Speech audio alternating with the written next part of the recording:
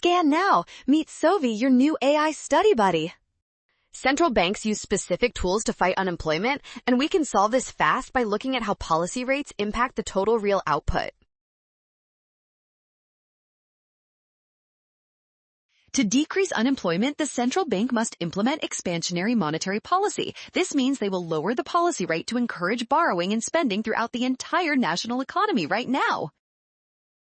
In a banking system with ample reserves, lowering the policy rate directly reduces the cost of credit. This shift stimulates investment and consumer demand, which effectively pushes the total production upward. This decrease in the policy rate leads to higher investment, which ultimately increases the real output. That makes option D our final winner.